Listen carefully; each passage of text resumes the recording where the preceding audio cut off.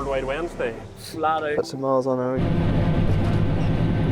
An idiot-proof way on how to work a tanker. With the weight.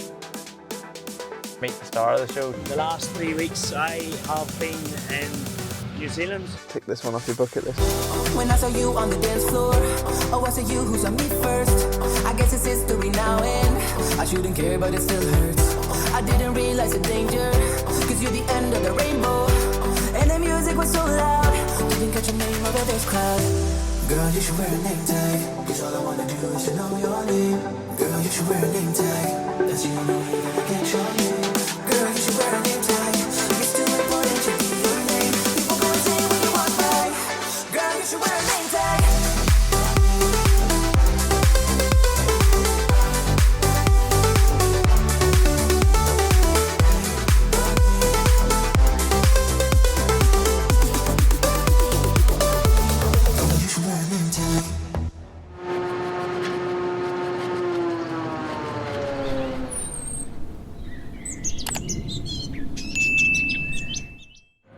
So we're doing something a wee bit different this week because it's not too often that none of us are all in the same country as each other, if that makes sense. So, long story short, Ryan Boyle, he's all no boiler now at that stage, rang me yesterday looking for a man to go to Slurry. So I said to Gareth, yep, can I go? He says, tear away, go and video it, dead on. Gareth and Ruth are currently in New Zealand. I'm at home, not a million miles from where I actually live. And Craig and Thomas are currently in Cambridgeshire. They're over at Royston near Cambridge, catching up with a couple of boys, Tom Coxall, 5 Counties Contracting, and PX Farms. So as I was saying, everybody's away. I've been drafted into Slurry, Craig's away filming, and Gareth's away gallivanting. So we thought we would take the opportunity and do like a Sean Collins and do a Worldwide Wednesday. If nobody knows what a Worldwide Wednesday is, go and follow, I think it's Speedstar 990 or something, I think it is, on TikTok.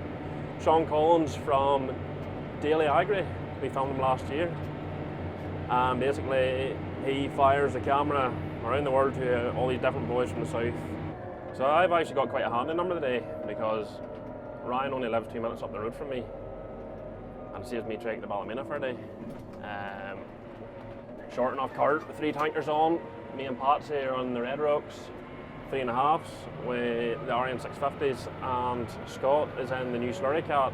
On the Banshee, as he talks about, she's the white one. The big lady's back on the Dota pump, the 8 series, and Boiler is in another 650 on the pipe. Hard to beat a wee day out, hey, away from my computer, away from my camera. Well, bar that camera there, but it takes the days out.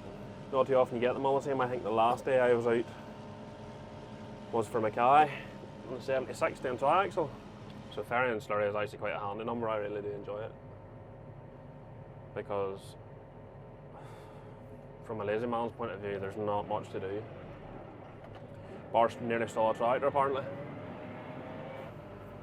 Working with these new tankers and stuff is just such a gift of a job. You get everything through there, you pull one spool and everything's on that wee module box or control box, whatever you want to call it. So as I was saying, Craig's away to England with Tom this week. Tom's actually come back to us full time now, so we now have an English representative at all times, which is what we love to see. So yeah, Craig's away to give him a hand for a week.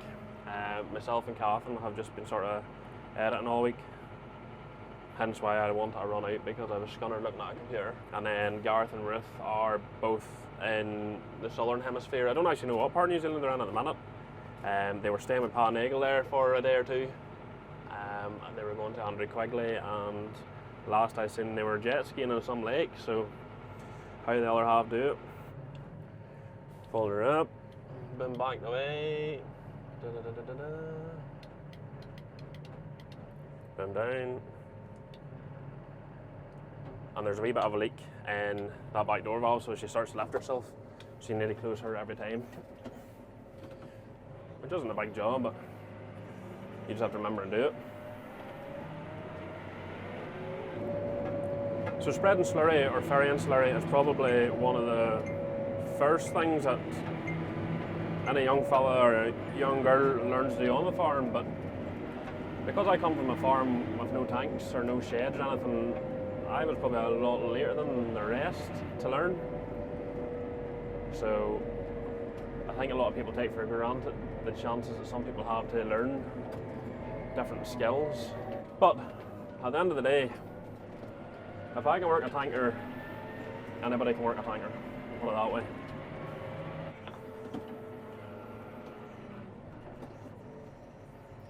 Let's see if I can put this thing in here without showing myself up. 3, 4, then 1 side.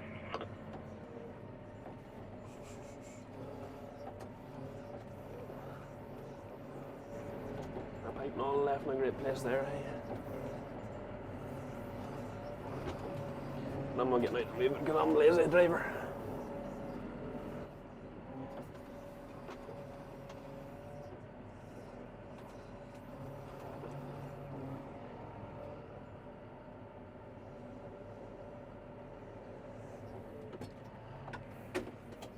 Right, so as I was saying, this box is pretty edit proof. That's everything there, valve, DCI arm up and down, your boom left and right, and that's your pump, suck and blow, which is everybody's favourite part, believe it or not. If you're looking at this here, you'll see that the 1000 shaft is highlighted. Don't worry, I'm not a complete lunatic, I'm going to show you why that's highlighted. But that's actually quite windy out there, and I didn't have the hairline for a windy day, so get your merch on, boys. Oh. So if you're looking at this pump here, this tanker here, there's no shaft on her. So she's actually a hydraulic vacuum going up into here. So she's hydraulic driven by your hydraulic lines in the back. Plenty of you will know that, but there's some people who won't know that, so I'm trying to teach somebody here today because nobody ever taught me. You just can sit there and watch me struggle to put pipes on now.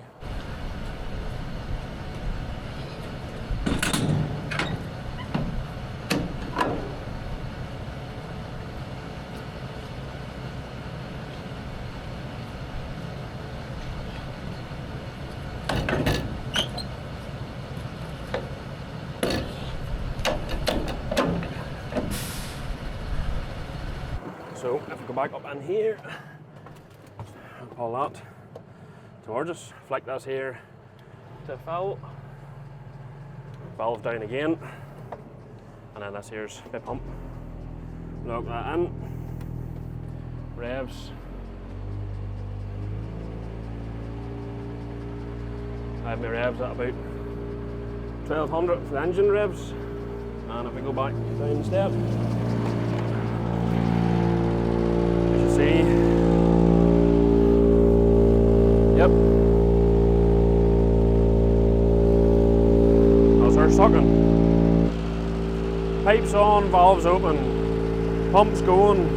So the slurry is obviously coming from in here, up the pipe, the 2 pipes on, because obviously more inlets, the quicker the slurry goes in, and then the quicker the tanker fills up.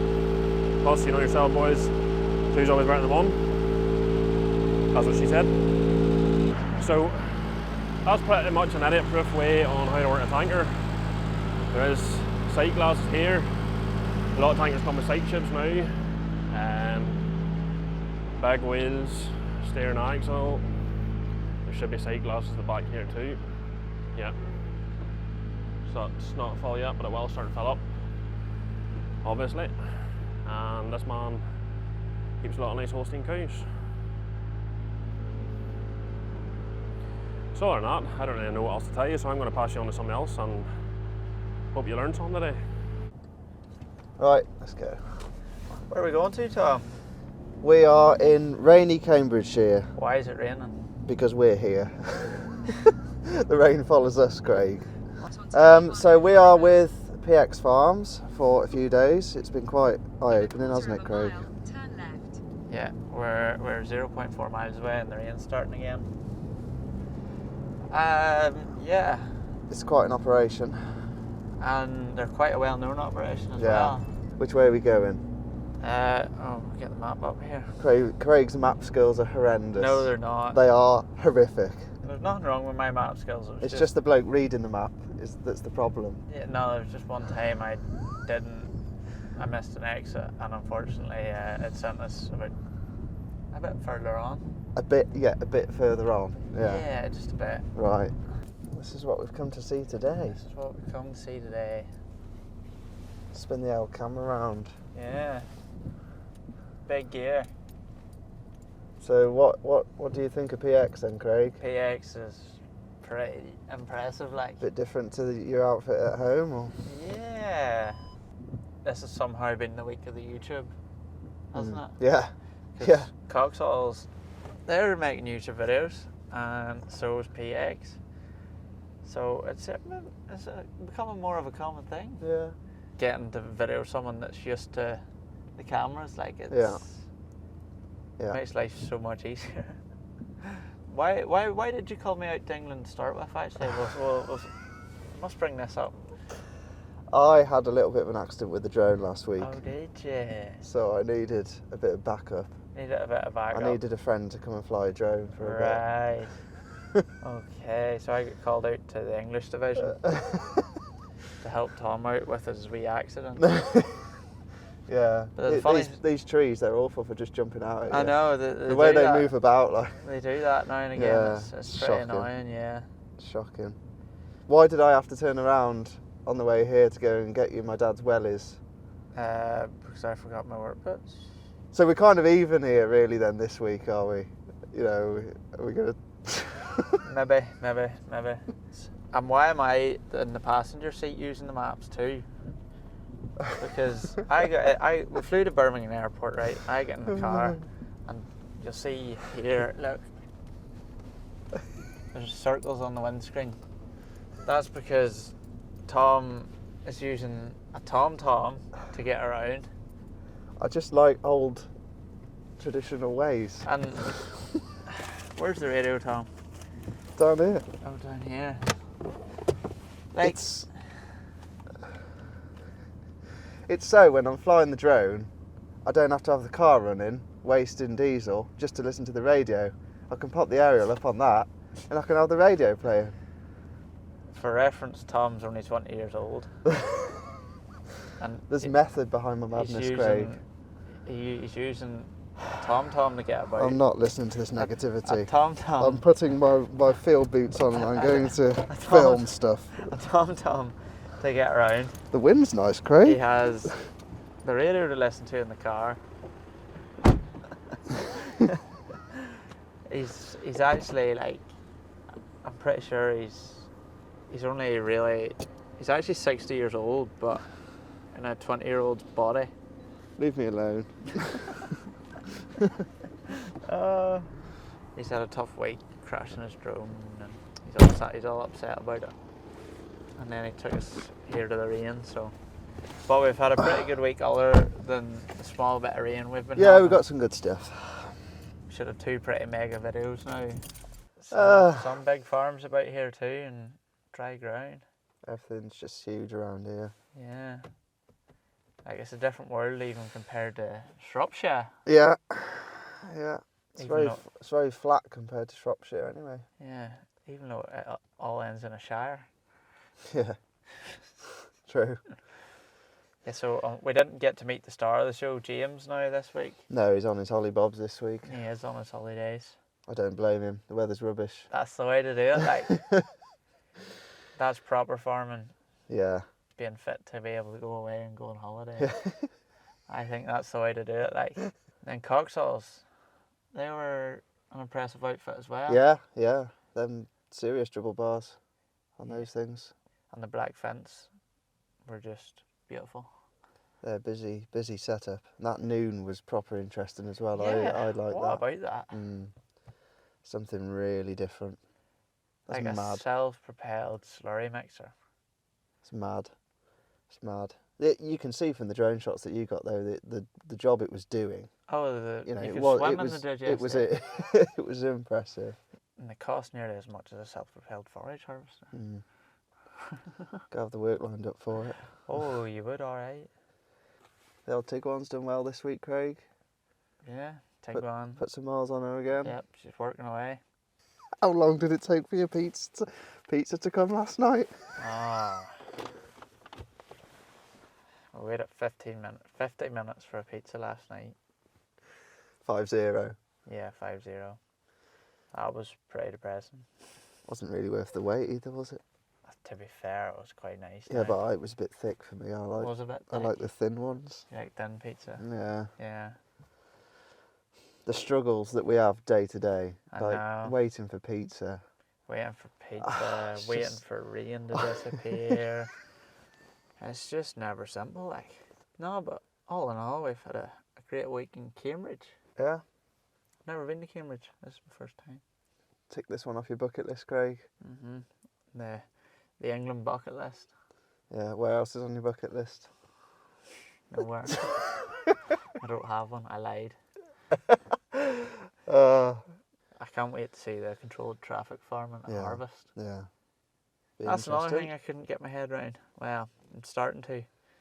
Like the fact that they don't use anything, they don't go on the field unless they're on one of them 12-metre lines. Yeah. I'd heard of it before, but I'd never actually seen it in practice. Yeah. It was interesting. They'll be spraying with drones in no time. Yeah.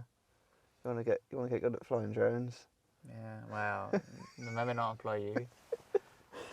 Oh. Well, maybe pass you on to someone who's in a bit more of an exciting place. A bit sunnier anyway. Bit sunnier, yeah. Well, this place is exciting, but it's definitely sunnier over there, I would say. I'd probably rather be where they are. You think? If I was given the option. You think? Yeah. Yeah, probably same. I miss the place. I was only there for 2 weeks. On to the next. Well, everybody, how are we all keeping? Just a little update from myself. The last 3 weeks I have been in New Zealand and just popped over to say hello to Monk and Son and the boys just before heading back home tomorrow. So we called in started off in the North Island of New Zealand. We called in to see the Austins. It was good to catch up with Hannah and Michael, John and Jackie. And then we travelled over to say hello to Brooke there at Bluegrass. And very dry part of the world up in I think it's the Waikato as they call it. The Austins were flat out at maize. It was so dry, season was coming in so fast that they were talking about moving to 24 hours a day chopping, and Brooke was flat out as well. They were servicing a lorry with some engine troubles, and he was a big believer in the lorry haulage side of things out there, and it was nice to see the fleet of case tractors and Heron trailers from back home, and Austin had a couple of the Heron trailers, so it's always nice when you travel away and see your own. Then we moved on down, got the ferry into the South Island, and we went down to see our friend Pa Nagel, and we spent some time based there with Pa, Mark and Adam were absolutely flying it down there, and it's such a breath of fresh air for me meeting and chatting to the likes of Pa, who is a man who has been out there, worked his way from the ground up as a driver right up to having and running that business. And it was great to see Adam, who we know from back home in Scotland really, out there living and starting to manage the crew on a basis. So that was really, really nice, and to get some shots of Pa loving life on a trial or a demo Big M. But it was really nice to see the difference between the two parts of the world. So we would move down to Pa in the Canterbury Plains, 150 miles long by 45 miles wide of pure flat irrigated land. Absolutely beautiful. And then we spent a good bit of time with Andrew Quigley. So I mean, I think absolutely everybody is aware of Quigley Contracting, and there will be hundreds and hundreds of people back home from the UK and Ireland who will have worked there over the years and spend a bit of time with Andrew and get to understand a little bit about the business, the importance of square baling in that business, the buying, the selling, the basic, the instruments as to how they make it work, and also looking for opportunity for growth one for ourselves. We look at our viewer, we look at our who views and the areas that we travel to, and you know, it's just always looking for opportunity and getting to chat to the locals. Went to a local show over a Mayfield show, and I was blown away by the amount of locals, Kiwis, that was able to you know, stopped us and had a chat. We also travelled on down towards the Southlands. We stopped in at Wanaka.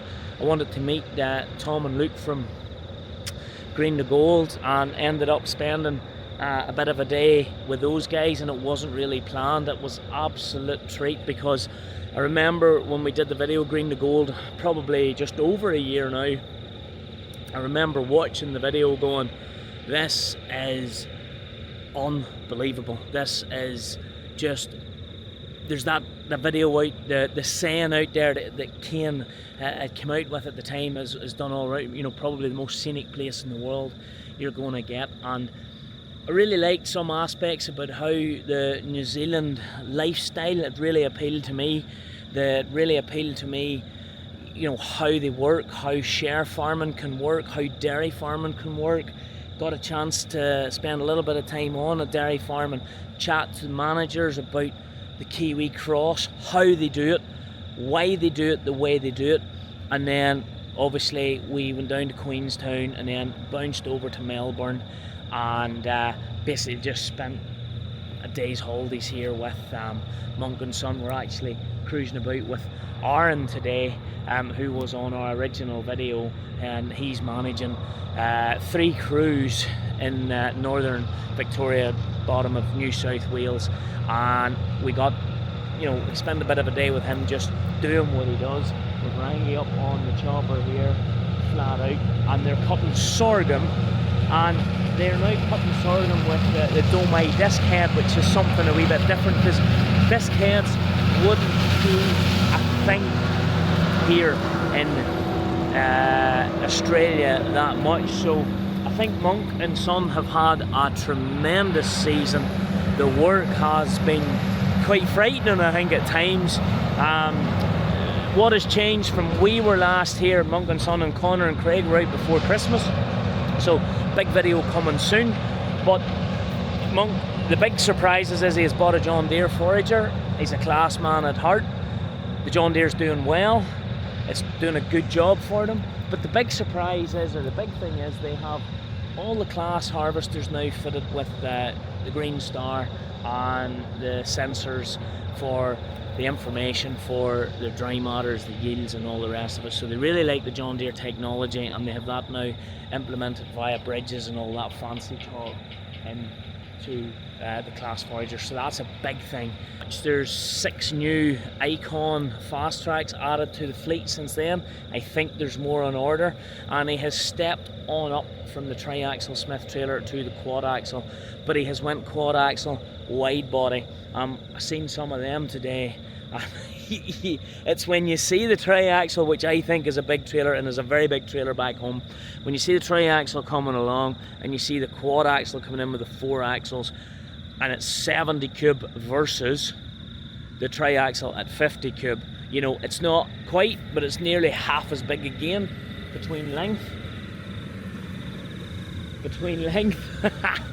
and it's a wider track trailer, and so they have them, and the conditions out here in Australia is just, it's very, very, very different.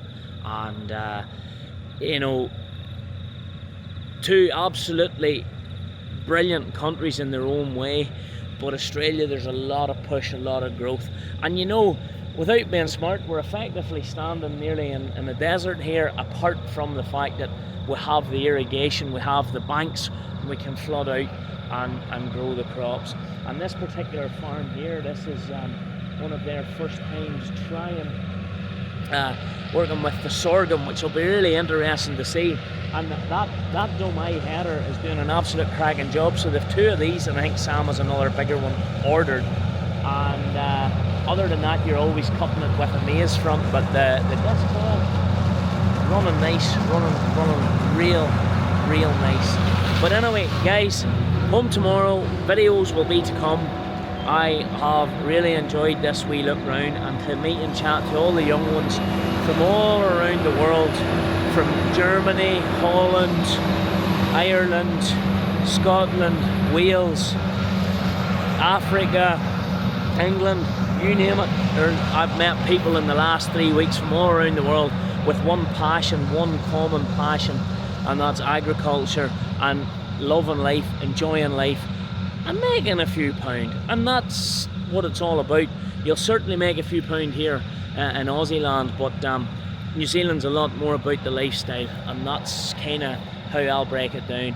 But honestly, thanks very much for everybody for supporting us. Love being able to make these videos, love being able to travel, and would encourage any young person or older person, if you really want to get out there, have a go, look at life different, consider it, and remember, it's okay to not be okay. Even if you are travelling and you're under pressure and you're watching this little bit of a video, you're missing home or whatever, just reach out and speak to someone, because that is okay. I'm only away 3 weeks and I'm missing home, if you understand what I'm saying. Keep her lit. Thank you. God bless.